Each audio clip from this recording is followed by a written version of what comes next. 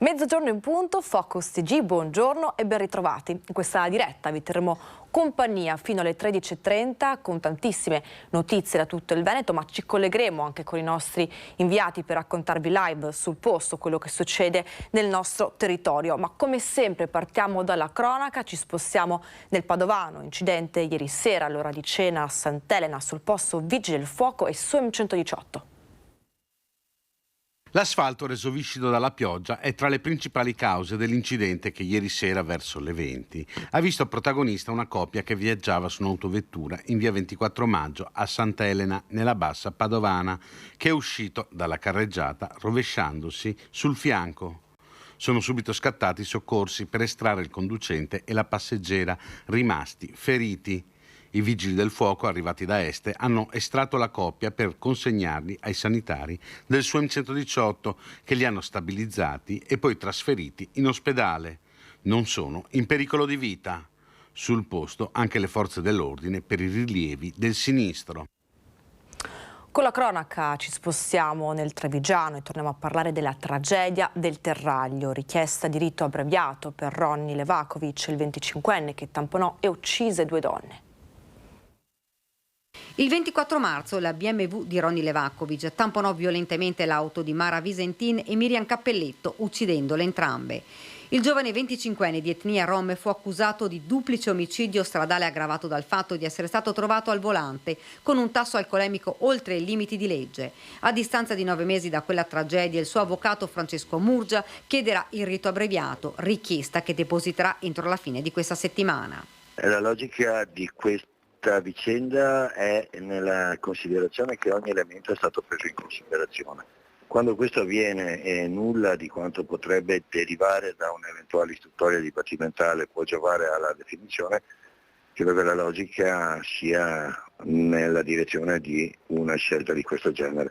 Il 17 gennaio Ronny Levakovic sarà davanti al GUP Piera De Stefani per l'udienza preliminare, in cui chiederà di essere giudicato con rito alternativo. Questo gli consentirà, in caso di condanna, di beneficiare dello sconto di 1/3 della pena complessiva. Sulla tragedia avvenuta quel giorno lungo il Terraglio a Preganzioli, il 25enne ricorda poco, dice l'avvocato. Lui ha piano piano preso consapevolezza dell'enormità di quanto è avvenuto. È sicuramente molto addolorato, ma è ancora una persona fisicamente molto provata. Gli effetti, le conseguenze di quel sinistro sono ancora molto forti su di lui, sia da un punto di vista fisico che da un punto di vista emotivo.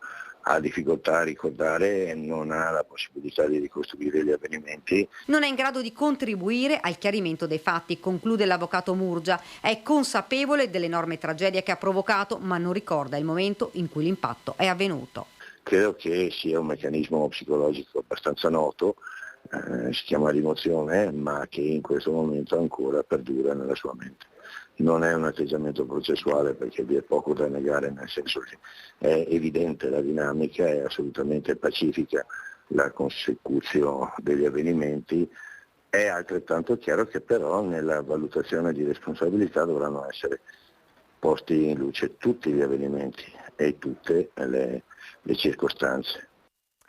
Ci spostiamo nel Vicentino e torniamo a parlare della morte del campione Davide Rebellin, travolto e ucciso da un tir pirata mercoledì scorso a Montebello Vicentino. Slittano ancora i funerali, il nulla osta sarà dato dal magistrato a conclusione degli esami dell'autopsia fissati per la prossima settimana. È stata fissata per martedì 13 dicembre l'autopsia sul corpo di Davide Rebellin, l'ex campione di ciclismo, travolto e ucciso da un tir pirata mercoledì scorso lungo la regionale 11 a Montebello Vicentino. La Procura di Vicenza ha incaricato il medico legale Vito Cirielli per l'esame autoptico. Si allungano così anche i tempi per il funerale previsti nel Duomo di Lonigo, dove vive la famiglia d'origine del campione. Solo dopo l'autopsia arriverà il nulla osta del magistrato per poter celebrare le esequie. Sono giorni di attesa per tutti i familiari, la moglie Françoise Antonini Rebellini in primis, con cui il ciclista viveva a Monte Carlo, che ha affidato ai social lo straziante addio al compagno. Angelo mio, l'orrore che hai passato mi strazia, scrive in un post. Andare avanti sapendo che non ci sveglieremo più l'uno nelle braccia dell'altro mi fa a pezzi. E a piangerlo è tutta la comunità di Lonigo, sotto shock anche per le modalità dell'incidente, in cui emerge dalle ricostruzioni della Procura procura berica che l'autista alla guida del tir, 62enne, fuggito in Germania e con precedenti commessi in Italia, si sarebbe accorto di quanto accaduto, tanto da scendere dal camion e avvicinarsi al corpo per poi risalire sul mezzo e scappare. Non è possibile che uno si fermi e poi risalga nel mezzo e vada via. Siamo stati tutti colpiti proprio, una cosa che ci ha toccato veramente. In Germania, da quello che ho sentito lì per televisione, non hanno neanche l'arresto per l'omicidio stradale e via dicendo, insomma. Intanto continua il lavoro della procura. Gli investigatori potrebbero arrivare a chiedere anche una misura cautelare, viste le dinamiche dell'incidente e la fuga dell'uomo, che lavora per una ditta di spedizioni in Germania, indagato per omicidio stradale con omissione di soccorso, per cercare di cristallizzare al più presto ogni singolo elemento utile a ricostruire quanto accaduto. Il CONI in questa occasione vorrebbe ridare la medaglia olimpica al campione Davide Rebellin, che la perse per doping, venendo poi assolto 7 anni dopo. Siamo per il recupero della medaglia d'argento di Davide Rebellin a Pechino. A dirlo è stato il presidente del CONI Giovanni Malagò a margine di un incontro a Verona, che ha precisato come la decisione non dipenda però dal CONI, in quanto ci sono organismi internazionali. Cerchiamo di capire cosa si può fare, ha concluso Malagò, dopo quello che è successo. Davide Rebellin, il campione di ciclismo vicentino, tragicamente scomparso il 30 novembre dopo essere stato travolto da un camionista pirata, si era infatti visto privare della medaglia vinta nella prova su strada ai Giochi di Pechino 2008 per una positività al doping che lui aveva sempre contestato, venendo poi assolto successivamente 7 anni dopo dalla giustizia ordinaria. Intanto ieri è stata fissata la data per l'autopsia del campione al 13 dicembre. Con lo slittamento dell'esame alla settimana prossima si allungano così i tempi per il funerale previsti nel Duomo di Lonigo, dove vive la famiglia. E con la cronaca ci spostiamo nel Padovano. Una 15enne scomparsa dal 30 novembre è stata ritrovata a Vigonza. Da mercoledì scorso si erano perse le tracce di una 15enne ospite di una comunità per minori a Padova. È stata ritrovata dagli agenti della questura di Padova a Vigonza, a casa di un 21enne. L'adolescente si era allontanata con un'amica, anche lei ospite della comunità, che però era rientrata. Fondamentale la testimonianza di quest'ultima, che ha dichiarato alla polizia di essere stata ospitata dal 21enne, che avrebbe anche mostrato 2 pistole. Gli agenti si sono recati al domicilio del giovane di Vigonza, ritrovando la ragazza. Non è stata trovata però nessun'arma, solo una decina di riproduzioni a salve o adatte a soft air e pistole, alcune senza tappo rosso. La minorenne è stata nuovamente affidata alla comunità. E un cadavere affidato ieri pomeriggio dal canale Enel su Segana. L'identificazione del corpo è in corso e i carabinieri stanno verificando se si possa trattare di un anziano di 81 anni di Cordignano, la cui scomparsa è stata denunciata alla locale stazione dei carabinieri di Cordignano. Giovanni Tonon, questo è il suo nome, di corporatura piccola, capelli grigi, si è allontanato nel pomeriggio di ieri dalla sua abitazione di residenza a bordo di un'autovettura, una Skoda Octavia. E con la cronaca ci spostiamo di nuovo nel Vicentino, a Monte Galdella. Un uomo è rimasto ferito dopo un incidente. Monte Galdella è stato trasportato in codice rosso al pronto soccorso di Vicenza un uomo alla guida di una vettura uscita di strada che, ribaltandosi, è finita in un fosso. Le sue condizioni risultano gravi, ma non sarebbe in pericolo di vita. L'incidente è avvenuto questa mattina poco prima delle 5 in via Lampertico in direzione Ponte di Nanto. Il conducente, residente nel Basso Vicentino, finito autonomamente fuori carreggiata, forse per un colpo di sonno, è rimasto incastrato nell'abitacolo della sua vettura. È stato necessario perciò l'intervento di una squadra dei Vigili del Fuoco per liberarlo e affidarlo alle cure dei sanitari del SUEM, allertati da un automobilista di passaggio. Per i rilievi e stabilire le cause dell'incidente sono intervenuti i carabinieri. E ora qualche istante di pubblicità, ma noi torniamo tra poco.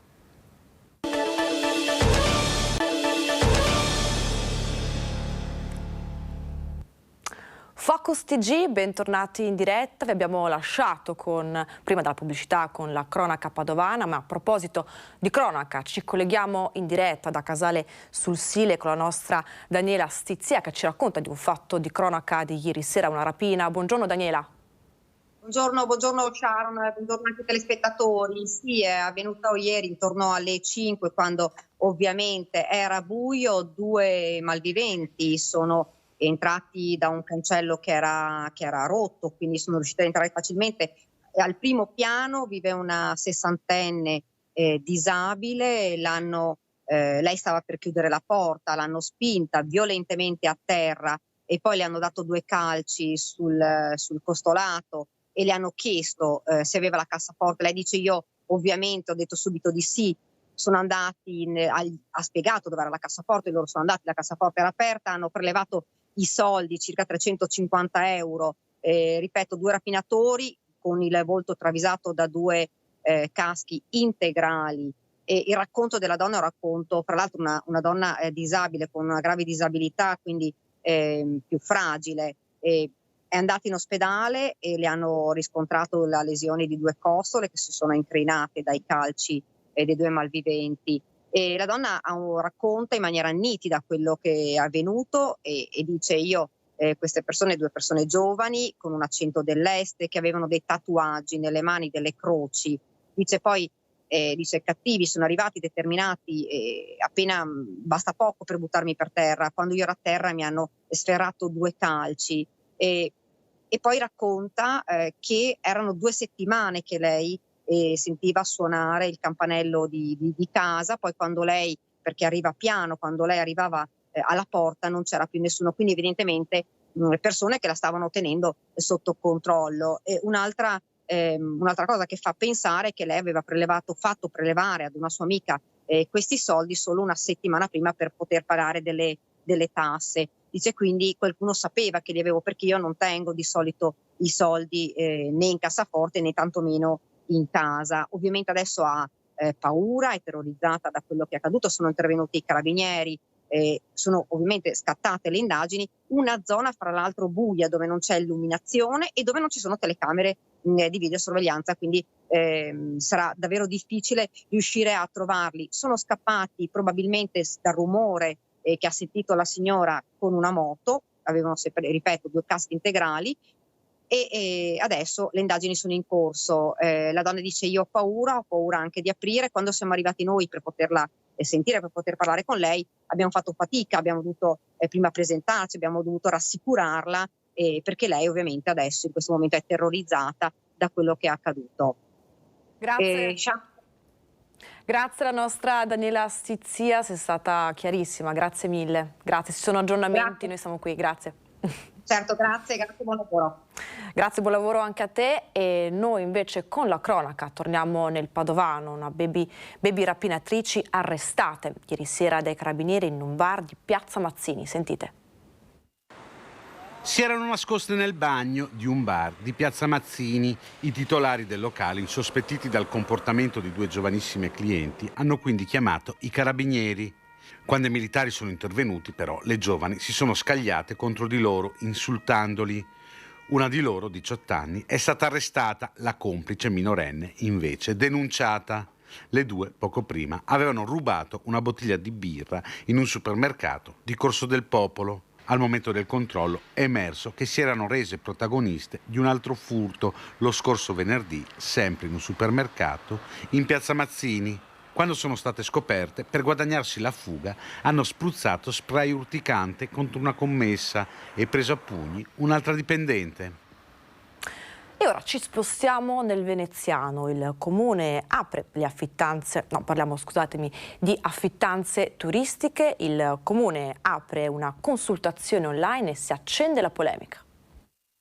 Ho appena dato mandato ai dirigenti di attivare la piattaforma che abbiamo organizzato per ascoltare i cittadini veneziani rispetto al contributo d'accesso e alle regole che in qualche modo stiamo discutendo. Dalle 12 di martedì 6 dicembre fino a sabato 7 gennaio sul sito del Comune di Venezia sarà aperta una piattaforma pubblica per accogliere osservazioni e suggerimenti dei cittadini sul contributo d'accesso. Vogliamo che ci sia grande partecipazione e sono ottimista che le cose si possano fare se le facciamo in più persone possibili, quelle che hanno coraggio e hanno voglia di fare le cose. Il contributo d'accesso è solo uno dei fronti aperti in città. Venezia è infatti anche l'unico comune italiano a cui il Parlamento ha concesso di gestire autonomamente la regolamentazione degli affitti turistici, compresa la facoltà di limitarli quando superano i 120 giorni l'anno. Oltre i 120 giorni, se tu vuoi fare l'affitto turistico per tutto l'anno, il comune ti darà assolutamente la possibilità di farlo, ma dovrai iscriverti a un regolamento del comune, per cui spiegare al turista cosa vuol dire vivere a Venezia, dove si devono mettere i sacchetti della spazzatura, che quando si cammina per le cali si deve stare a destra, che non ci si può tuffare sui canali. Troppo poco, secondo ATA, Alta Tensione Abitativa, l'associazione nata attorno al regista Andrea Segre, che ha trovato nell'ex deputato Nicola Pellicani uno sbocco parlamentare. Il sindaco Brugnaro aveva detto che il movimento civico di Alta Tensione Abitativa aveva preso le sue idee. Oggi invece vediamo che no, che si riduce tutto a una questione di bon ton, di educazione e non di gestione reale dei flussi turistici. Giovanni Leone è membro di Alta Tensione Abitativa e presidente di Dove, associazione di Dorsoduro, che sta raccogliendo firme contro il contributo d'accesso. Così come è stato presentato, perché è iniquo, ingestibile e non serve a contenere i flussi, che è la vera emergenza da affrontare per sopravvivere. Rimaniamo ora a Venezia e parliamo di residenzialità e politiche della casa. La consulta civica traccia un bilancio dell'attività svolta nel 2022. Nel 2022 siamo riusciti ad aiutare 22 famiglie che necessitavano di aiuto estremo sull'alloggio e sulla residenza. Sono 22 le famiglie in difficoltà per morosità incolpevole o per manutenzione degli alloggi di edilizia pubblica aiutate durante l'anno dalla consulta civica veneziana. I bandi per gli appartamenti non riescono ancora a sopperire alle richieste dei cittadini. Gli alloggi sfitti in Comune di Venezia rimangono oltre 2000. Tutte le amministrazioni passate e presenti sono, lo dico, colpevoli di non aver mai dato un chiaro programma a riguardo, e il risultato è che la città si sta spopolando in maniera sempre più grave. Secondo la consulta non è ancora troppo tardi per salvare Venezia dallo spopolamento, a patto che si mettano in campo serie politiche abitative, anche attraverso un tavolo con tutte le parti in causa. C'è un calo demografico troppo alto, ci sono 1000 residenti veri che vanno via dal comune, che vanno via dalla città, ed è giusto che l'amministrazione comunale si faccia capo di questa iniziativa ed è giusto che le associazioni siano partecipi di questo cambiamento se si vuole superare questa impasse. Una città è fatta di persone, quindi investire nella residenzialità, che non è solo un valore ma è anche una risorsa forte per un comune, è una cosa principale. Noi vogliamo che sul tavolo politico il centro del pensiero politico sia mirato al cittadino. Altro tema caldo veneziano, quello delle tariffe dei parcheggi per i residenti. Niente aumenti di tariffe nel 2023 per gli abbonati ai parcheggi gestiti dal Porto di Venezia. Una rappresentanza è stata ricevuta dal presidente dell'autorità portuale Fulvio Lino Di Blasio. Siamo soddisfatti soprattutto per la circostanza che non ci sarà nessun aumento nel 2023. Era preoccupato da questo aumento? Direi proprio di sì, in maniera un tasso del 33% su una quota che già era alta di suo, comunque hanno accettato tutte le nostre richieste. Speriamo in futuro di avere una comunicazione migliore, maggiore trasparenza sulle iniziative del porto su questa città, e speriamo che sia un inizio positivo per tutto questo. È circa mezzogiorno quando una rappresentanza degli abbonati dei parcheggi di APV Investimenti a Santa Marta, San Basilio e Piazzale Roma lascia l'incontro con il presidente dell'autorità portuale Fulvio Lino Di Blasio. Nei giorni scorsi gli abbonati avevano ricevuto una mail in cui gli si comunicava un aumento di circa 500 euro l'anno. L'incontro è stato proficuo, anzi ringraziamo il presidente Di Blasio che ci ha accolti una delegazione di circa 20 persone. Ci ha comunicato che non ci sarà nessun tipo di aumento per l'anno 2023, ad eccezione di una piccola somma relativa alla rivalutazione, quindi all'indice Istat. L'aumento è stato sospeso al fine di dar corso a una riflessione più ampia relativa al piano parcheggi in ambito portuale, ha spiegato Di Blasio, ma dal 2024 si renderà necessario un rincaro a causa dell'aumento di canone di concessione del demanio. E si tratta ora di verificare con la politica se il Comune avrà la voglia e la forza di poter aiutare i residenti, e addirittura sarà un problema come dire, di norme che dovranno essere emesse dal Parlamento, proprio perché la PV, l'autorità portuale di Venezia, ha un certo potere, ma ovviamente non ha un'autonomia totale.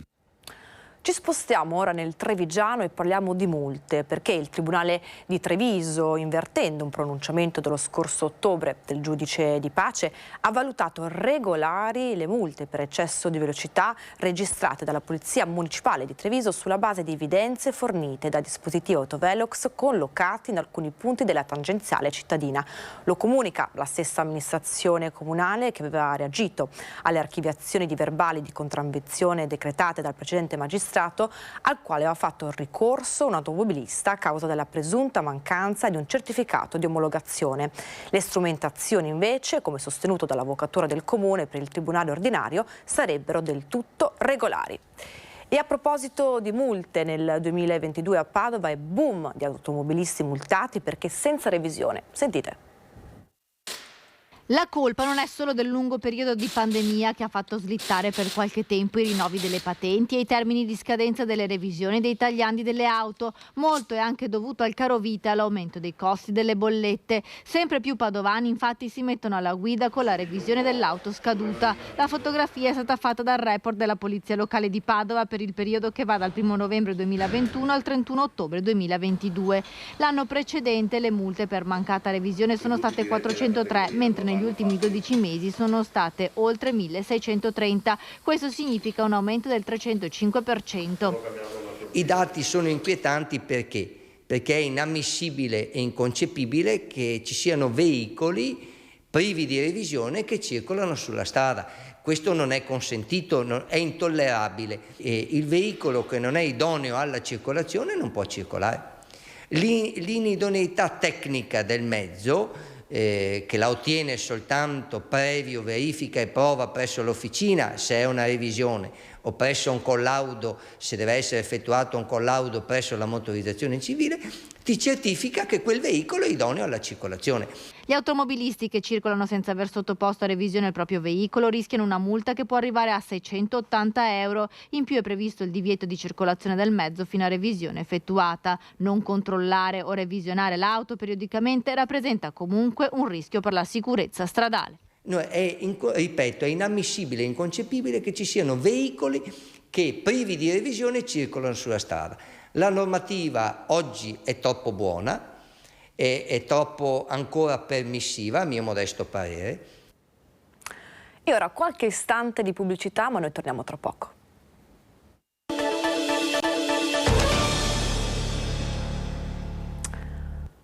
Mezzogiorno e 30, bentornati con Focus TG, vi terremo compagnia in diretta fino alle 13:30 con tantissime notizie da tutto il territorio veneto. E ora torniamo nel Vicentino e parliamo della White Smoke, la grande bomba bellica disinnescata. Sarà fatta brillare nei prossimi giorni, ora vi raccontiamo i numeri dell'operazione.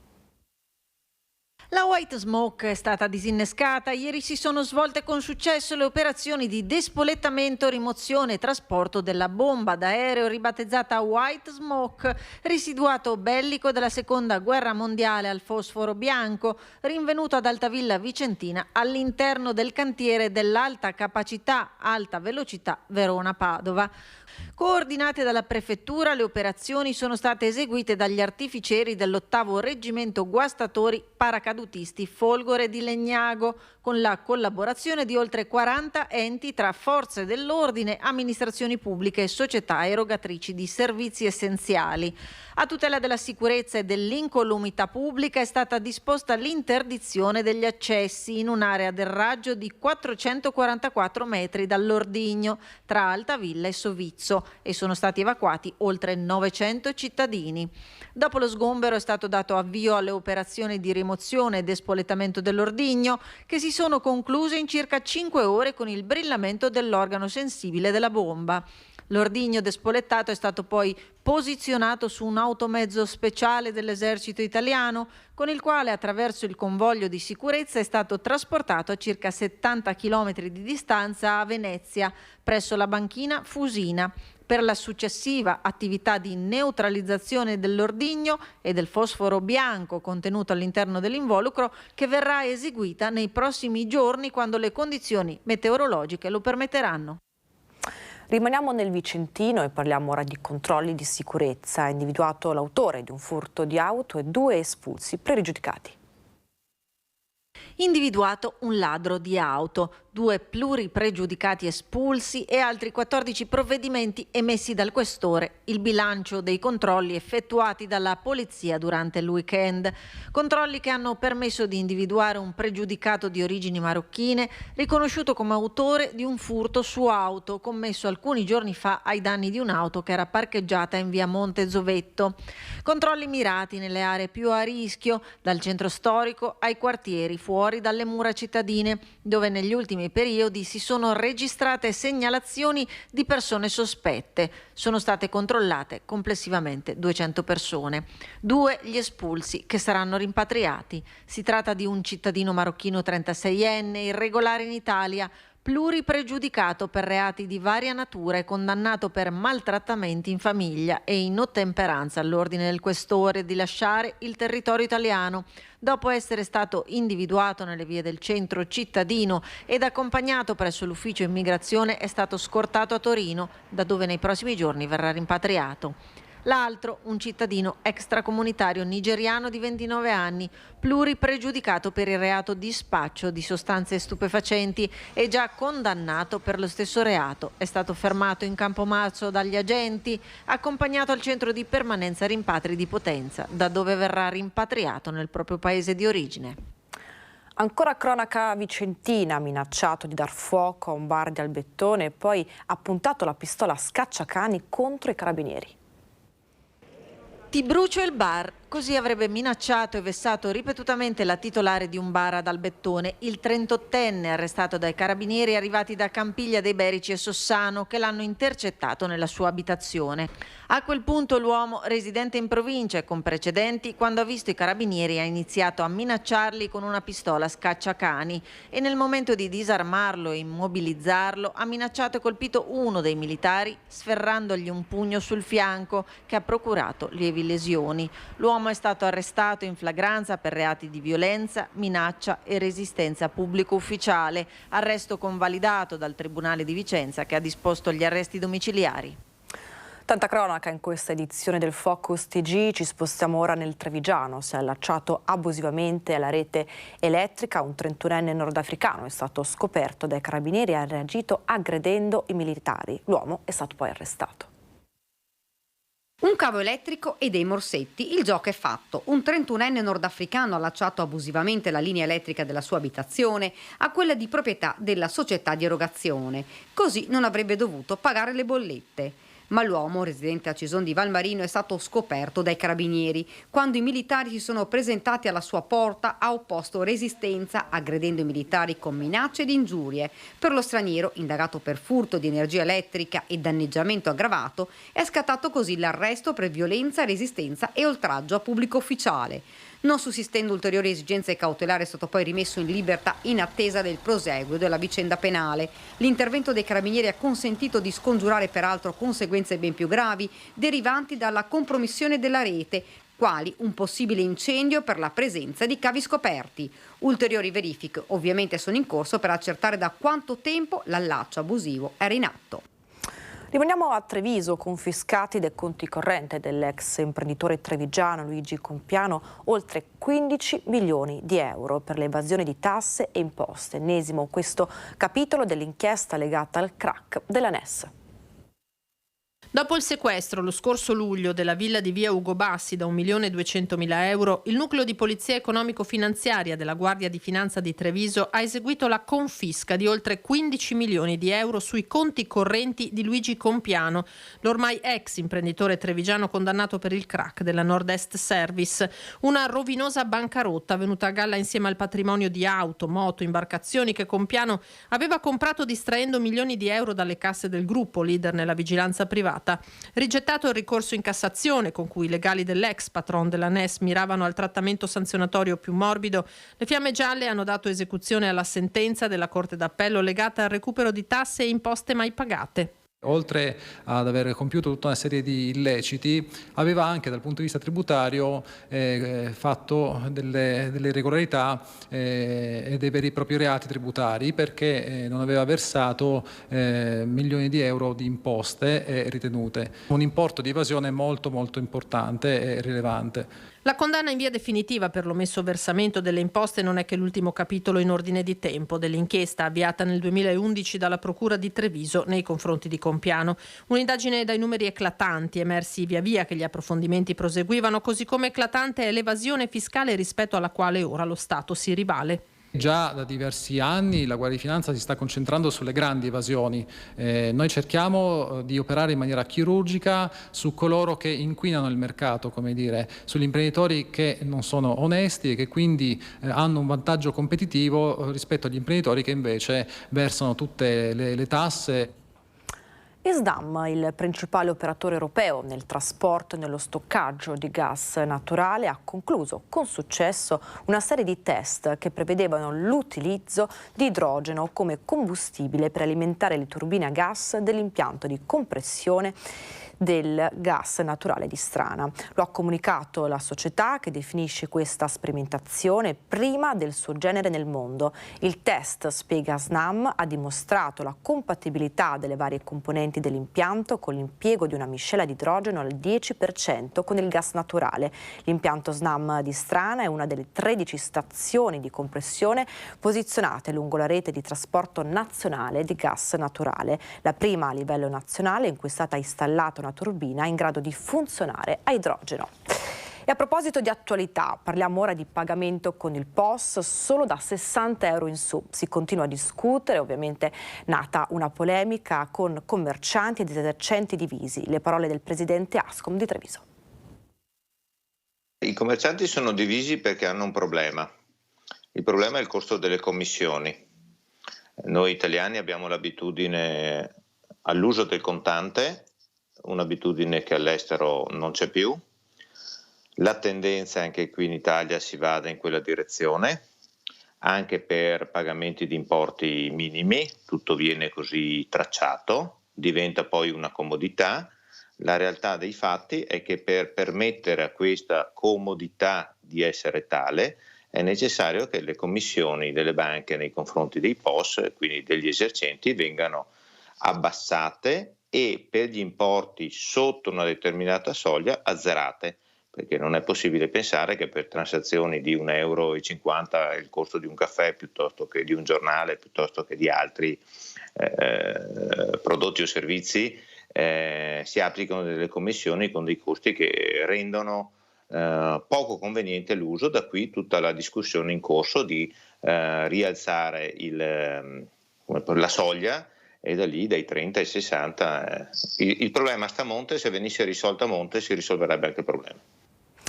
Torniamo ora nel Vicentino. Tempi di bilanci anche per i Vigili del Fuoco di Vicenza. Santa Barbara e Pompieri hanno celebrato la loro patrona. Oltre 6.200 interventi. Il numero che ci fa un attimino più preoccupare è quello degli incendi, perché abbiamo fatto circa 1.500 incendi con un incremento del 20%, mentre relativamente agli incidenti siamo attestati sui 500 interventi e siamo in linea con lo stesso numero, diciamo, con quello dell'anno scorso. Questi i numeri salienti del tradizionale bilancio delle attività svolte quest'anno dai Vigili del Fuoco di Vicenza e ufficializzate a ridosso della festa di Santa Barbara. Chiamata, invocata, ma è sempre presente nei cuori di tutti i Vigili del Fuoco. La celebrazione ieri della patrona dei pompieri italiani, che in città si è svolta come da tradizione al Tempio di San Lorenzo, con autorità, ospiti e la consegna delle benemerenze. Una nota positiva importante è l'arrivo in caserma da qualche giorno di 9 capi squadra che hanno superato le selezioni nazionali e che andranno a ridurre la cronica carenza di personale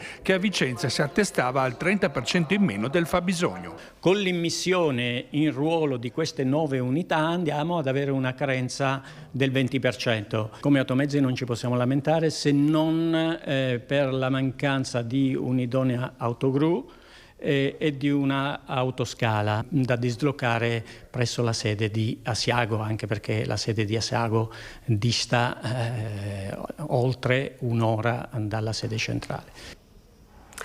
Ora un'altra piccola pausa pubblicitaria, ma noi torniamo tra poco con ancora tantissime news.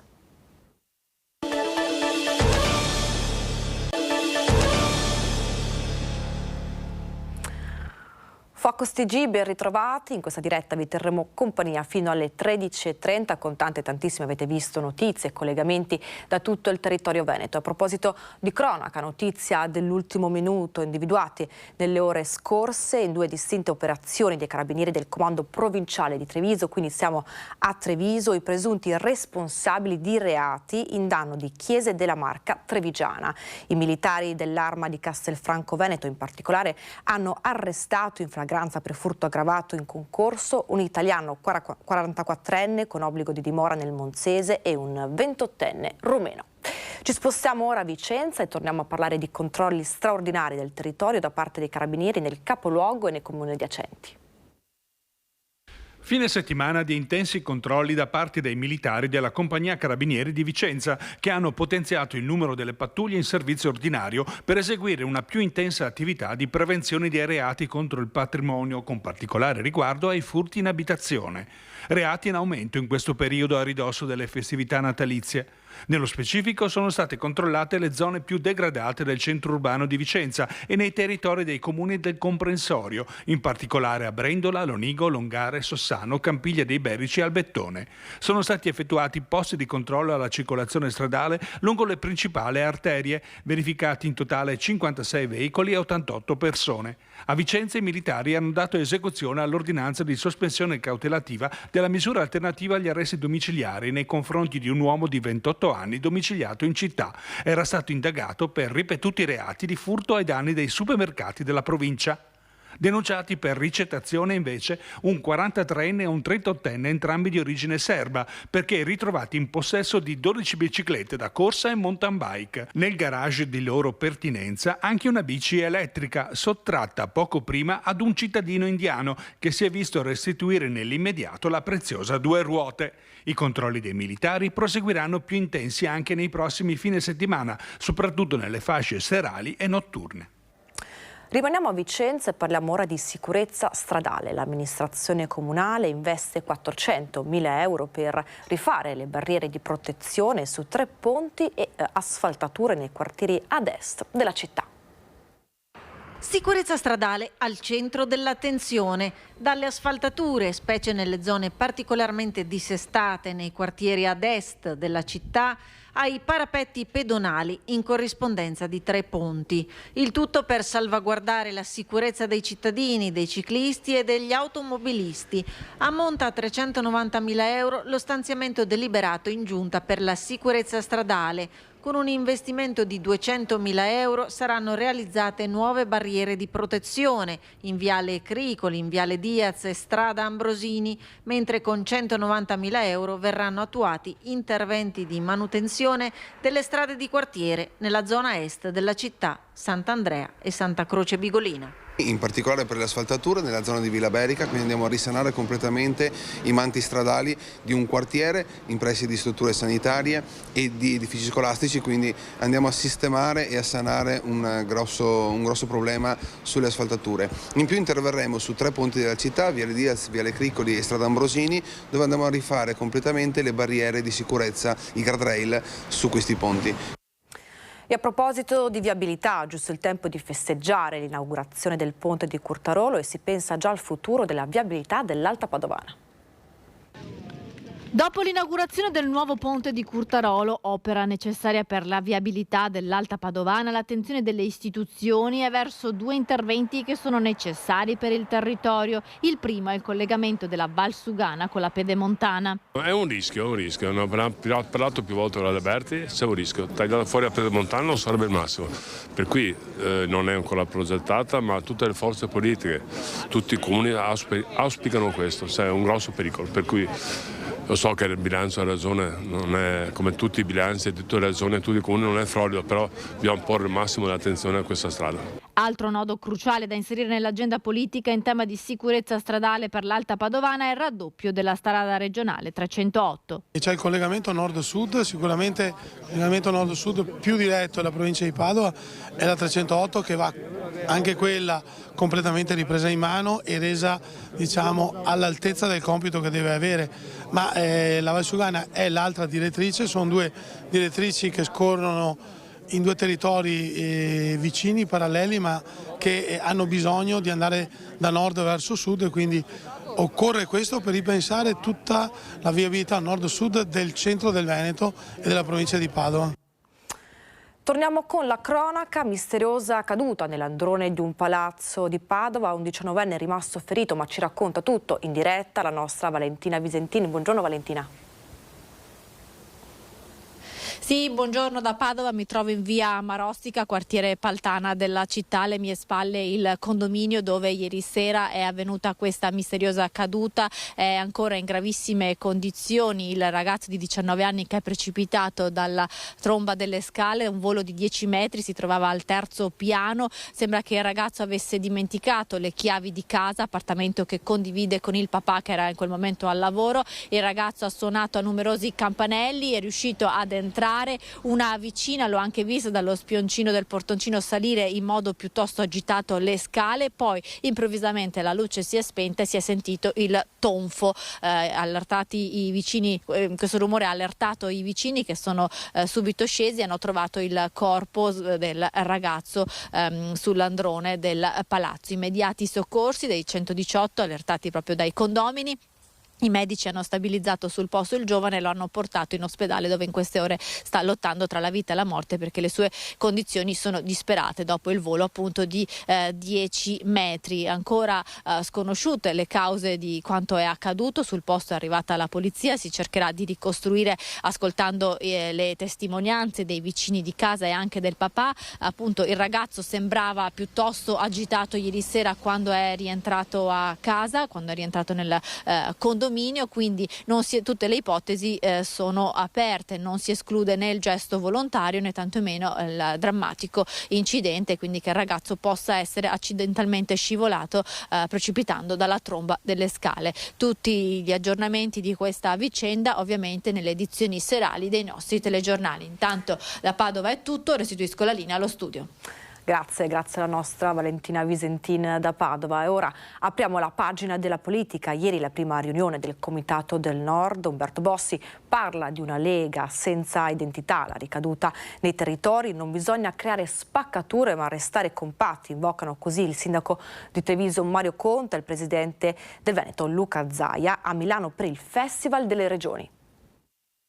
Credo che sia nato con la volontà di aprire una discussione all'interno del partito e non certo di romperlo, e quindi l'appello che faccio è quello del dialogo, del confronto, per non buttare via un patrimonio, soprattutto quello elettorale, che ha fatto della Lega il partito e il movimento più vicino alle esigenze della gente.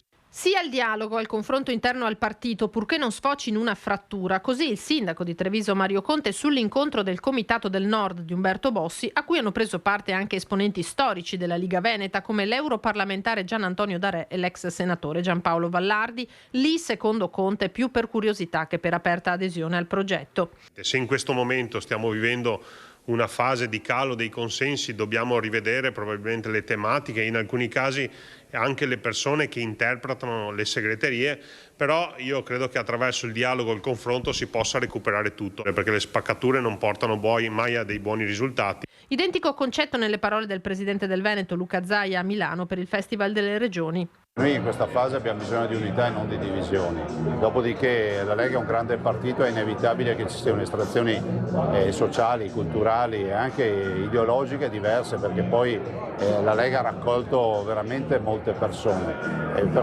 Come diceva Bossi, da soli si fa prima ma assieme si fa molta più strada. Per me esiste la Lega, punto e basta. Festival delle Regioni in cui ha tenuto banco il tema dell'autonomia col ministro per gli affari regionali Roberto Calderoli, che ha dettato una tempistica, una ricognizione di 6 mesi da parte della cabina di regia sull'attività dello Stato e delle regioni. Poi inizieranno a uscire l'EP, costi e fabbisogni standard. Avevo messo provocatoriamente una bozza sul tavolo, ha concluso, se no non si sarebbe mai partiti. Il potere alle regioni non è solo un capriccio politico, secondo il leader del Carroccio Matteo Salvini, tanto che sul tema arriva l'ok del presidente della Campania Vincenzo De Luca, ormai d'accordo su tutto con Zaia, scherzano i cronisti. Quasi su tutto, tranne che sulla gastronomia, perché lui... Vi ricordo che la pizza napoletana l'ha fatta Luca Zaia STG a livello comunitario. Dai, mettitela via. Vi devo dire che... Vabbè, quando siamo andati al Festival di Venezia non siamo riusciti a trovare un po' di fegato alla veneziana. No, sei andato nei posti sbagliati. Dice che d'estate non... Sarei andato alla bella Napoli a mangiare fegato alla veneziana. E sarà il welfare al centro del pacchetto di misure proposte dal gruppo consigliare regionale del Partito Democratico come emendamenti alla legge di bilancio. Queste misure illustrate a Padova. Un salvagente da 200 milioni di euro a sostegno dei cittadini veneti. Il gruppo regionale del Partito Democratico lancia la manovra di salvataggio proponendo una serie di emendamenti alla legge di bilancio regionale. Gli assi portanti su cui fondano le richieste dei consiglieri regionali Dem sono sociale e sociosanitario e welfare per i giovani. Il capitolo più consistente riguarda il sostegno alle famiglie contro il caro bollette con la creazione di un fondo di 50 milioni. Rischiamo di avere almeno un 10% dei cittadini del Veneto che passeranno l'inverno al freddo perché non hanno i soldi per riscaldare casa. È una questione di qualità della vita, ma anche una questione sociale, sanitaria, e pertanto se in questo bilancio abbiamo trovato 85 milioni per una pista da bob per le Olimpiadi di Cortina, abbiamo trovato 55 milioni per coprire il buco della superstrada pedemontana veneta, tanto a maggior ragione dobbiamo trovare invece i soldi per aiutare i veneti in difficoltà. Sul fronte della sanità, la proposta per fronteggiare la carenza di medici di famiglia, di 10 milioni per l'integrazione dell'indennità annua di collaboratore di studio. Per evitare che succeda serve aiutare i medici di base dando loro personale amministrativo che si occupi della parte burocratica, che faccia fare ai medici i medici, in modo tale che la parte burocratica sia fatta invece da personale di segreteria. Per far questo chiediamo alla Giunta di mettere 10 milioni di euro indirizzati solo qui, nel fatto di assumere personale amministrativo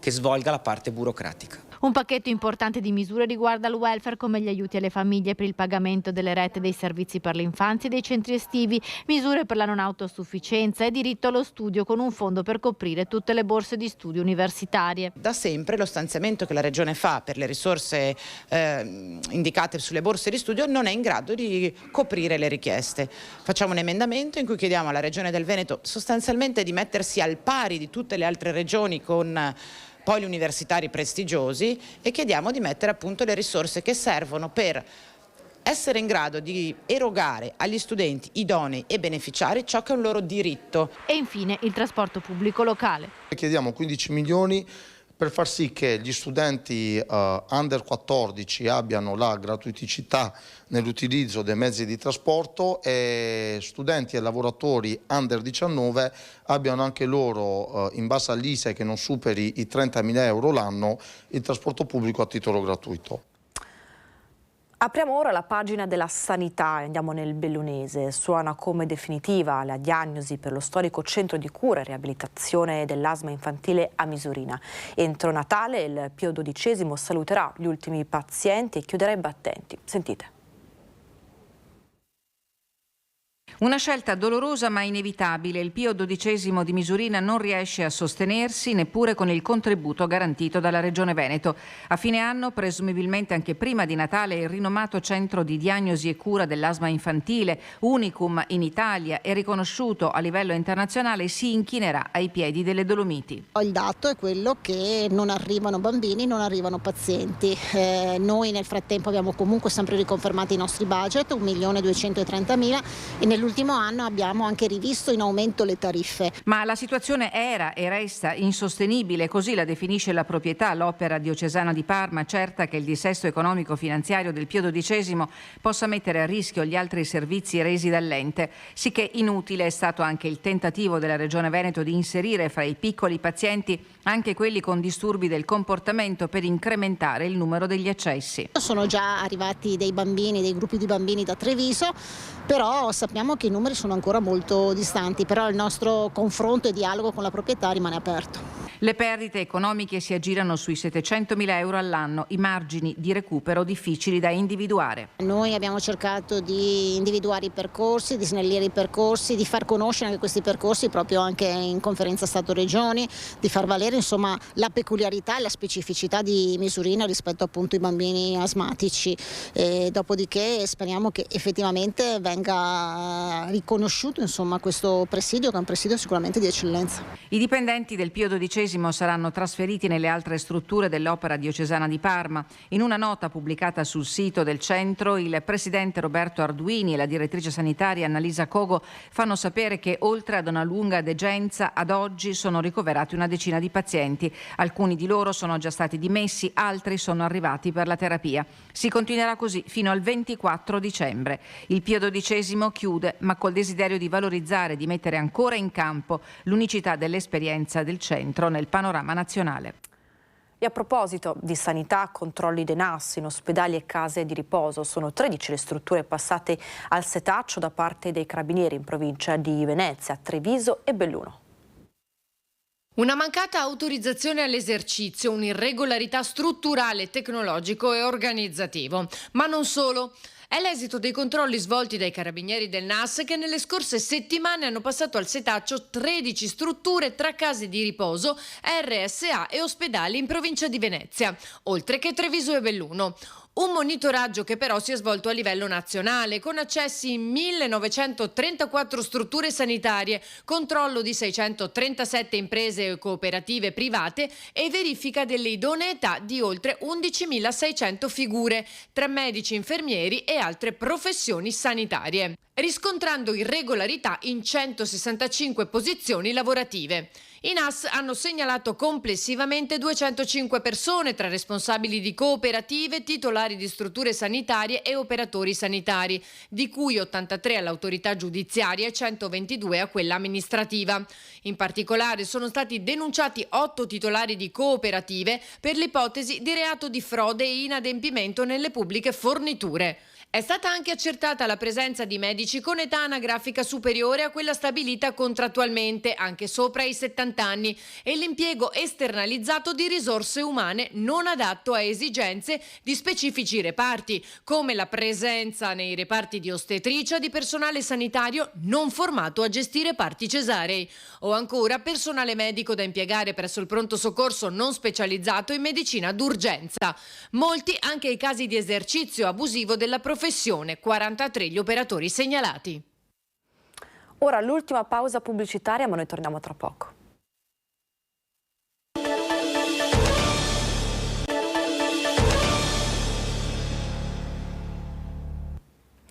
Focus TG, bentornati in diretta, questa era l'ultima pausa pubblicitaria, ora vi terremo compagnia fino alle 13:30, come sempre con tantissime notizie da tutto il territorio veneto. Vi abbiamo lasciato raccontandovi i dati sulla sanità veneta. A proposito di sanità ci spostiamo nel bellunese perché è atteso a ridosso del Natale il picco dell'influenza stagionale che sta costringendo a letto migliaia di bellunesi. L'appello del SUNO agli over 65 e le categorie fragili. Sentite.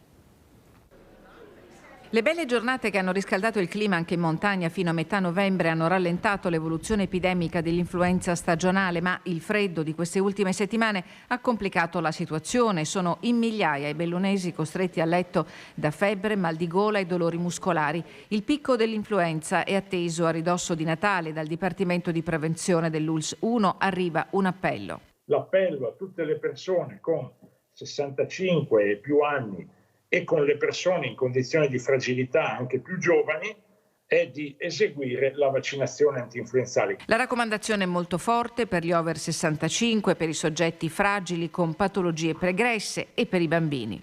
L'incidenza dell'influenza nei piccoli è effettivamente molto significativa, 3 volte tanto quella della popolazione generale. In generale i bambini, salvo alcune condizioni particolari, un po' come gli adulti in buona salute, riescono a passare l'influenza senza particolari problemi. Il tasso di vaccinazione contro l'influenza non è eccellente in Veneto. Contrariamente alle campagne degli anni scorsi, l'adesione si aggira attorno al 30-40%. La vaccinazione non annulla il rischio di ammalarsi di influenza, ma evita i casi gravi. Sul fronte Covid la situazione è stazionaria, 1230 gli attualmente positivi in provincia di Belluno, con 34 ricoverati fra il San Martino e il Santa Maria del Prato, 4 i degenti all'ospedale di comunità del capoluogo. E l'incidenza è sempre rimasta al di sopra della soglia epidemica. Questo raccomanda per tutte le persone per le quali il rischio di malattia grave e di morte rimane significativo, che hanno già eseguito la terza dose, ma quasi tutti l'hanno fatto, di eseguire la quarta dose. Torniamo a parlare, anzi rimaniamo a parlare di sanità, questa volta nel veneziano, e torniamo invece a parlare della situazione critica dei medici di famiglia. Tra le varie problematiche c'è anche il caro bollette.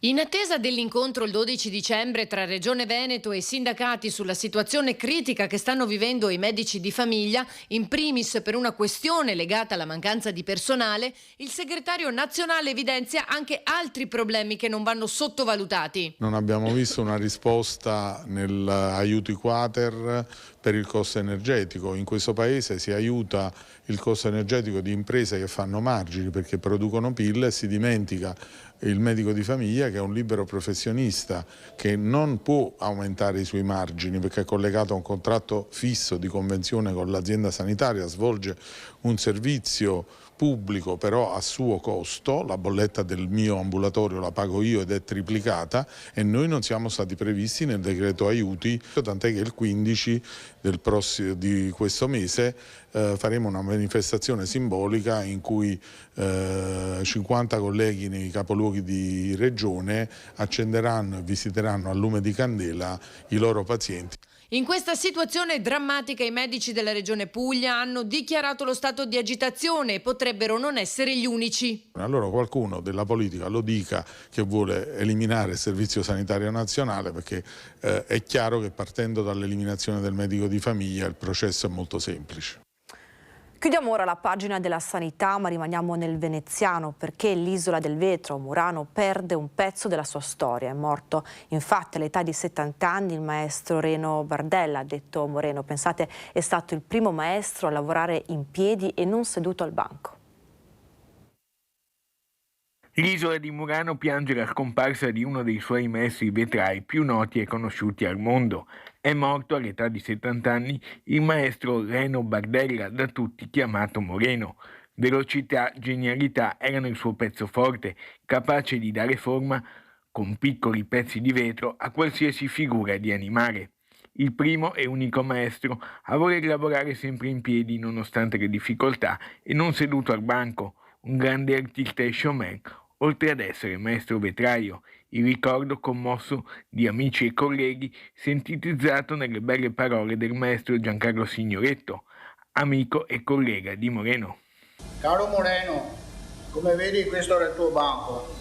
Ogni volta che venivi da me ti sistemavi tutto, questa era la tua arte. Noi vogliamo solo ringraziarti per quello che ci hai regalato attraverso la tua fantasia e quella bella persona che eri. Bardella ha portato l'arte del vetro di Murano in giro per il mondo ed è stato il primo e tra i pochissimi ad essere chiamato negli anni '80 ad Orlando in America a lavorare per la Disney. Mai nessuno c'era riuscito prima di lui. L'isola tutta promuoverà un'iniziativa pubblica allo studio con la famiglia per onorarne ogni anno la memoria. Ti saluto da parte di tutta l'isola e tutti i maestri. Ciao amico mio, ciao grande maestro, buon viaggio. Ci spostiamo ora a Bassano del Grappa e torniamo a parlare della spiaggetta e centralina di via Pusterla. Sui 230.000 euro regione e comune che dovranno pagare è bagar.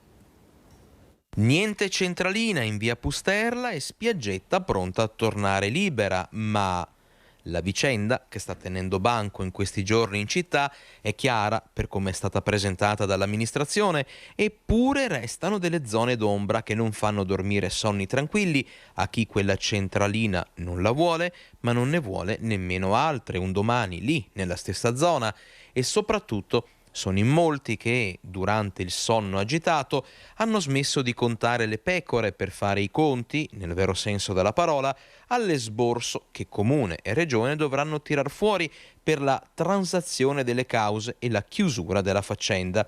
Si parla di oltre 230.000 euro. Una storia che dura da anni, quella della centralina, anzi decenni, e che ha visto noi di Rete Veneta fin da subito al fianco dei cittadini. Ebbene, l'impegno e la perseveranza ci hanno fatto arrivare a toccare con mano il risultato per cui ci siamo battuti insieme, ma per ora non si canta ancora vittoria, al massimo la si canticchia. I dubbi li solleva l'opposizione, che chiede risposte. Io non canterei vittoria, non venderei la pelle dell'orso finché non è stato ucciso. Non capisco tutta questa voglia di annunciare quando poi le cose poi alla fine non si realizzano quasi mai come vengono descritte dalla nostra sindaca. Questa questione della centralina mi pone alcune domande, dovrebbe porle a tutti quanti i cittadini bassanesi. Intanto, perché questa amministrazione su qualsiasi cosa, su qualsiasi problema, l'unica soluzione che trova invece di risolvere i problemi è quella di andare a transazione, cioè a mettersi d'accordo a pagare. Se un cittadino privato, un'impresa, un'azienda può fare con i propri soldi quello che ritiene, transare per evitare qualsiasi tipo di causa o ripercussione, un'amministrazione pubblica deve pensarci due volte, deve stare molto attenta su questo. Io non capisco perché dobbiamo mettere 30.000 euro quando gli errori non ricadono sul comune di Bassano del Grappa. E soprattutto ci sono degli elementi che ci fanno pensare che con questa transazione non si vada definitivamente a chiudere una questione che noi sinceramente ritenevamo di responsabilità soprattutto della Regione e che doveva essere dalla stessa risolta, affrontata e superata al più presto. Altra questione calda nel Bassanese è sicuramente l'area di San Lazzaro. In occasione della giornata mondiale del suolo di ieri, a bocciare la prima variante San Lazzaro anche i dati registrati da Coldiretti sul rischio idrogeologico. San Lazzaro è salva, almeno per il momento. Dopo il ritiro del progetto di MEB e AGB, le verdi campagne bassanesi respirano aria di tregua in attesa di un nuovo disegno da parte dei privati. Una battaglia, quella dei residenti, cittadini e associazioni, per salvare il quartiere da centinaia di migliaia di metri quadrati di asfalto. Ma la partita non finisce qui. Ora si attende il nuovo blindatissimo progetto. E in attesa della nuova San Lazzaro, a bocciare la vecchia variante, anche i dati registrati da Coldiretti sul rischio idrogeologico in occasione della giornata mondiale del suolo. Oltre 9 comuni su 10 infatti presentano parte del territorio a rischio di frane e alluvioni, sia per mano della natura e quindi del cambiamento climatico, ma soprattutto per mano dell'uomo a causa dell'incessante cementificazione del suolo. Dal 2012 ad oggi, infatti, il terreno sotto l'asfalto non ha potuto garantire l'assorbimento di oltre 360 milioni cubi di acqua piovana, volumi che però scorrono in superficie, aumentando il rischio idrogeologico.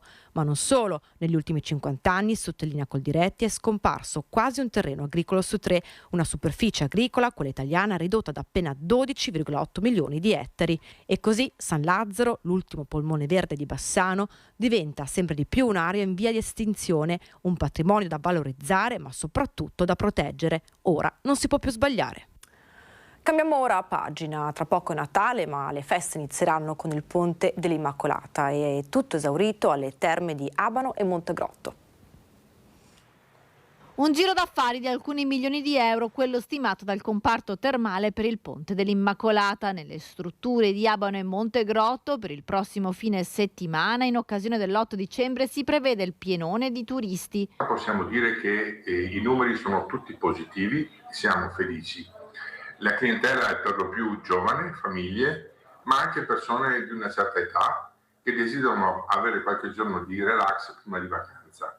Il 2020 prima delle vacanze di Natale, il 2022 si chiude in maniera decisamente positiva. Non abbiamo ancora raggiunto i livelli del 2019, ma sicuramente la tranquillità della situazione politica italiana adesso con il nuovo governo e una certa pacatezza che si sta ritrovando per quanto riguarda i costi delle energie stanno dando un po' di fiducia sia alle persone che frequentano le terme, ma anche agli operatori e agli imprenditori. Oltre 40.000 le presenze turistiche previste da giovedì a domenica alle terme. Per il comparto un momento di respiro per far fronte alla crisi energetica che ancora segna la ripresa delle attività alberghiere dopo il periodo nero del Covid. Nonostante il caro bollette, l'inflazione e il caro prezzi, i turisti arrivano non solo dall'Italia ma anche dall'estero, anche se ancora manca tutta la clientela russa a causa della guerra. Dal punto di vista della formazione e la provenienza dei nostri ospiti dobbiamo ancora registrare la totale mancanza della clientela russa, che comunque rappresentava una qualità alta di spesa. Per quanto riguarda invece il mercato tedesco, austriaco e svizzero, timidamente stiamo recuperando con grandi difficoltà, perché anche in quei paesi il peso dei problemi che abbiamo avuto noi in Italia si è rivelato importante anche per loro. Ma siamo fiduciosi in un 2023 che ritrovi un equilibrio in molti settori che possa portare tranquillità per tutti. Ce lo dice il calendario, manca sempre meno a Natale. I comuni di Rosà e Romano d'Ezzelino nel Bassanese sono pronti per regalare ai cittadini una grande festa. Il calendario dell'avvento avverte meno 20 giorni a Natale. Luci, addobbi e un caloroso clima natalizio. Sono già vestiti a festa i comuni del territorio pronti a regalare ai cittadini anche quest'anno una grande festa di Natale. E Rosà apre le danze l'8 dicembre. A Rosà, come da tradizione, l'accensione dell'albero è prevista l'8 dicembre, ma l'8 dicembre sarà una giornata intera ricca di eventi realizzati in collaborazione in primis con la Proloco di Rosà e con tutte le associazioni di volontariato che saranno presenti con dei banchetti per mostrare i lavori realizzati durante l'anno. Sarà possibile la salita al campanile di Rosà e nel pomeriggio i cori delle scuole di infanzia ci allieteranno con i canti di Natale in chiesa. Ma le sorprese non finiscono qui. Contemporaneamente in biblioteca è stata allestita la mostra con i concorsi del Natale, con i presepi realizzati dai ragazzi delle scuole elementari e medie e dell'infanzia, e sabato pomeriggio avremo la premiazione dei lavori migliori. E se ci spostiamo a Romano d'Ezzelino, la grande festa del Natale inizia l'11 dicembre. A Romano abbiamo in mente una cosa molto particolare per domenica 11 dicembre, soprattutto al pomeriggio, quando avremo l'inaugurazione della mostra dei presepi, ma soprattutto anche un insieme di eventi quali il Babbo Natale che verrà a trovarci a Romano e tutto quello che sarà un mercatino allestito proprio in occasione di questo evento. Occasione questa per un'importante raccolta benefica. Verranno anche raccolti dei fondi al fine di devolverli verso la mensa di solidarietà di Romano, che sarà nel nostro Natale l'elemento per il quale raccoglieremo risorse. Un Natale che non inizia nel migliore dei modi. A Montecchio Maggiore è stato vandalizzato il nuovo albero di Natale in piazza Marconi.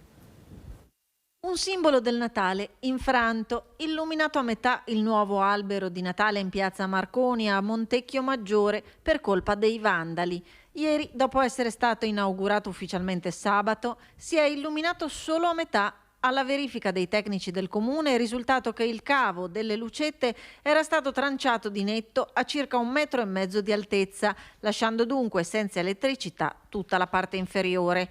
Ferma la condanna da parte del sindaco Gianfranco Trapula, che lo definisce un gesto vergognoso che ferisce la comunità perché va a colpire il simbolo del Natale.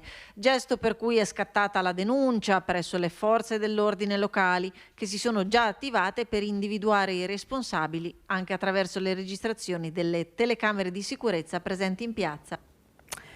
In vista del Natale scatta la gara di solidarietà per raccogliere fondi per realizzare nuove stanze dell'hospice pediatrico a Padova. In prima linea da anni c'è l'associazione La Miglior Vita Possibile.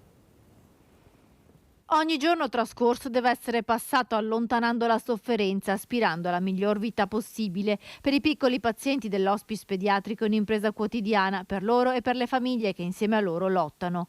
Purtroppo i numeri di bambini che richiedono le cure dell'hospice pediatrico di Padova sono in aumento, da qui la necessità di realizzare nuovi spazi.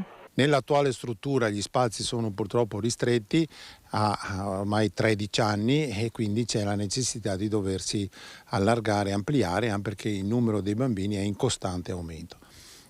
Più o meno da quando è scoppiato il Covid ci sono circa 45-50 bambini in attesa di essere accolti, seguiti e poi ovviamente così come avviene nella maggior parte dei casi, affidati alle cure domiciliari. Nei giorni scorsi è iniziata la gara di solidarietà per realizzare 10 nuove stanze con una raccolta fondi attivata dall'associazione La Miglior Vita Possibile, che si occupa di sostenere i pazienti e le loro famiglie nelle cure in ospedale e a domicilio. Tra poco metteremo sul nostro sito la possibilità di poter avere, a fronte di una donazione, un dolce di cioccolato elaborato dai nostri amici pasticceri e come sapete La Miglior Vita Possibile appoggia le attività dolci e di sostegno al gruppo di pasticceri di Dai Vita alla Vita. Oltre al dolce pensiero, ottime idee regalo per Natale realizzato dai migliori pasticceri, tra pochi giorni in vendita nel sito dell'associazione La Miglior Vita Possibile quest'anno ha attivato un'altra iniziativa di solidarietà.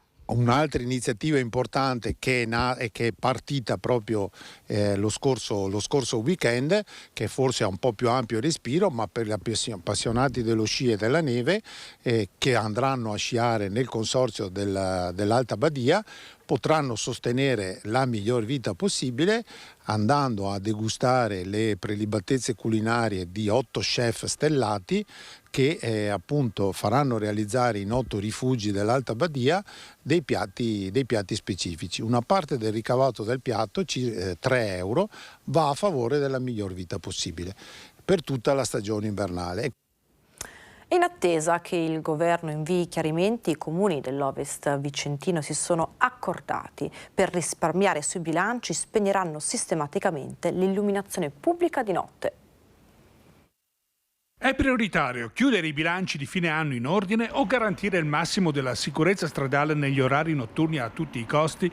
Il caro energia sta portando a questo dilemma i sindaci di tutti i comuni che hanno spento occasionalmente l'illuminazione pubblica nell'ultimo periodo. Una misura che potrebbe diventare strutturale e sistematica il prossimo anno. Il problema è questo, il problema è che noi sindaci abbiamo 1000 responsabilità, siccome siamo sempre nell'occhio del ciclone, perché qualsiasi problema è la responsabilità del sindaco, quindi abbiamo da un lato i bilanci da salvare, perché se no non ce la facciamo a chiuderli, e dall'altro la sicurezza da garantire, quindi bisogna capire come equilibrare questi due argomenti. 26 comuni dell'Ovest vicentino, capitanati dal primo cittadino di Montecchio Maggiore, hanno già incontrato il prefetto chiedendo chiarimenti. Ora, in attesa di risposte ufficiali dal governo, tutti sembrano aver concordato una iniziativa comune. Lo spegnimento in orario notturno sembrerebbe essere quello che dà meno fastidio. Da mezzanotte alle 5:30, 6 di mattina potrebbe essere un'idea. È un po' questo quello che grosso modo compare più fattibile. Si sta valutando anche l'alternanza dell'lampione acceso-spento, ma su questo ci dobbiamo ragionare anche per le problematiche della sicurezza stradale. Logicamente non tutti gli impianti possono essere adeguati istantaneamente, quindi pensiamo che dai primi di gennaio, insomma a metà gennaio, potrebbe essere un'idea questa condivisa da tutti i comuni. Torniamo ora a Padova perché è a rischio il falò della Befana per l'inquinamento. Scattano infatti le misure di contenimento e per l'Epifania potrebbero essere vietati i tradizionali roghi che consistono nel bruciare grandi catasse di legno e frasche. La normativa permette i falò nel periodo di nessuna allerta, mentre li vieta in condizioni di livello allerta 1 e 2, quindi colore arancio e rosso. Anche quest'anno ARPAV nel corso del mese di marzo ha comunicato il superamento del limite di 35 sforamenti annui per le polveri di PM10 nella stazione di Padova. E ora apriamo la pagina dello spettacolo, della cultura. A giorni nel Veneziano uscirà una commedia romantica natalizia ambientata a Chioggia e a Venezia. La protagonista cerca l'amore girando tra un ponte e l'altro. La troverà? Vediamo. Per Natale Netflix propone una serie tutta italiana, o meglio, Chiogiotta. Io vado fiera della mia indipendenza. Zitella, si dice zitella. Non ho bisogno di un fidanzato per essere felice. Io congelerei gli ovuli. Ce l'ho! Ho un fidanzato, lo porto a casa per Natale. Odio il Natale è il titolo della commedia romantica in 6 episodi che vede protagonista Pilar Fogliati alla ricerca dell'amore nei giorni che precedono la cena natalizia con la famiglia. Si ruota attorno a una promessa fatta dalla protagonista, Gianna. Alla cena arriverà accompagnata. Ma da chi? Ha 24 giorni per scoprirlo, su e giù per i ponti di Chioggia, le calli di Venezia, incontri ravvicinati con le cozze. Io anche se volessi è impossibile trovare un fidanzato in 24 giorni. No? Intanto io ti scrivo su Tinder. No. Gianna sta cercando un fidanzato. Un'ardua ricerca tra appuntamenti al buio, errori, pianti con le amiche per capire che alla fine non è il Natale a giudicarla, ma se stessa e che l'amore è ovunque. Magari devi solo guardarti intorno. Se io avessi ascoltato gli altri, avrei fatto meno della metà delle cose che ho fatto nella mia vita. Wow. Il tema degli immigrati in un concorso per gli studenti delle scuole superiori della Marca. Il titolo è emblematico: Vite in valigia. L'Associazione Internazionale Trevisani nel Mondo sta per compiere 50 anni e lancia il concorso Vite in Valigia. Possono prendere parte ragazze e ragazzi dai 15 anni in su, singolarmente o con la loro classe, su temi che hanno portato a scegliere gli altri paesi rispetto a quello di origine, stimolando l'interesse degli studenti con riflessioni sull'argomento immigrazione che ha caratterizzato un secolo della storia italiana. Riteniamo comunque che sia importantissimo per i nostri giovani conoscere questo periodo, questo fenomeno. Riteniamo che serva anche per attualizzare quella che è l'attuale situazione in cui ci troviamo con tante persone che vengono dall'estero, da altri paesi, a vivere nel nostro territorio provinciale. Il concorso si articola in 2 sezioni, una dedicata a progetti creativi grafici pittorici e la seconda a quelli letterari con la realizzazione di poesie, lettere, interviste o racconti su tema dell'immigrazione. Siamo stati molto felici come ufficio scolastico provinciale di appoggiare questo bando di concorso sul tema dell'immigrazione, in quanto riteniamo che una riflessione degli studenti di Treviso e provincia sul focus del concorso e quindi sul tema dell'immigrazione sia fondamentale. Uno, perché abbiano delle conoscenze più approfondite sul tema rispetto a quanto viene dato generalmente dai manuali, e 2, per potenziare delle reali competenze di cittadinanza responsabile e attiva. Apriamo ora la pagina dello sport. Gara da incorniciare per la sciatrice di Enego, Asia Zenere, che trionfa in Coppa Europa. Asia Zenere sul gradino più alto del podio. Fiocca così la prima medaglia in Coppa Europa per la sciatrice di Enego, che si è imposta nel gigante femminile di Zinal in Svizzera, dopo che aveva chiuso al secondo posto la prima manche. Per l'atleta 26enne si tratta del terzo podio in carriera in Coppa Europa a distanza di quasi 3 anni dal secondo posto ottenuto ad Andalo. Un'ottima prestazione da parte dell'azzurra, che si è imposta con 16 centesimi di vantaggio sulla tedesca Ilzinger. Enego e il bassanese brindano al suo successo. Dallo sci passiamo al calcio, parliamo di Serie D. Cartigliano da 2 volte impatta 1-1. In casa volano anche Eurocassola e Bassano. Cartigliano in versione Dr. Jekyll e Mr. Hyde contro il Villafranca veronese. Al fair play finisce 1-1 con i biancazzurri che giocano bene e dominano nel primo tempo, passando in vantaggio con una punizione magistrale di Mike Miniati. Nel secondo tempo però la grinta e la reattività dei ragazzi di mister Alessandro Ferronato restano negli spogliatoi, perché i veronesi si riprendono dallo stordimento e prima colpiscono una traversa, poi pareggiano con un diagonale di Leve. L'allenatore del Cartigliano analizza così la partita. È stata una partita maschia, una partita tosta anche per le condizioni del campo. Abbiamo fatto un ottimo primo tempo, secondo me. Non siamo riusciti a fare 2 gol, ne abbiamo fatto solo 1. E il secondo tempo sono usciti loro, noi siamo calati e hanno trovato un gol. E poi abbiamo anche sofferto, perché comunque logicamente loro venivano da un periodo molto negativo, hanno tanta rabbia in corpo, noi abbiamo tenuto botta, i ragazzi sono stati bravi, era una partita difficile, lo sapevo. In eccellenza torna al successo l'Eurocassola, che batte 3-1 in casa al Maracanã il Pescantina settimo. La squadra di mister Marco Fabian gioca bene, ma questa è una costante da inizio stagione, e capitalizza le occasioni costruite con i gol di un sempre più ispirato Tronco e poi con Gallonetto e Meneghetti. Bene, benissimo il Bassano di mister Ezio Glerian, che vola in alto con la 6ª vittoria di fila in esterna, 4-1 sul campo del Castelnuovo del Garda. Giallorossi in piena rampa di lancio. Cambiamo pagina, ma rimaniamo nel Bassanese. Il teatro sempre più vicino a famiglie e bambini. Anche quest'anno il comune di Bassano aderisce alla rassegna Bassano Kids Family. Stare a teatro è come stare nella bocca dell'immaginazione. È così che i bambini vedono il teatro ed è così che il comune di Bassano aderisce anche quest'anno alla 20ª edizione di Bassano Kids Family. Il comune di Bassano del Grappa aderisce anche quest'anno a questo progetto perché l'esperienza teatrale favorisce la crescita culturale dei bambini e dei ragazzi e inoltre diventa anche un momento di aggregazione per tutta la famiglia. Primo appuntamento giovedì 8 dicembre, un incontro online che seguirà altri 5 spettacoli al Teatro dei Mondini. Abbiamo aderito a questo progetto perché educatori, insegnanti e pedagogisti hanno dimostrato il valore di queste esperienze che insegnano ai bambini non solo a stare in mezzo agli altri e quindi a rapportarsi con gli altri, ma anche a comunicare col linguaggio del corpo oltre che con il linguaggio verbale. Questo era l'ultimo servizio, grazie per averci seguito, ci vediamo questa sera con i nostri telegiornali.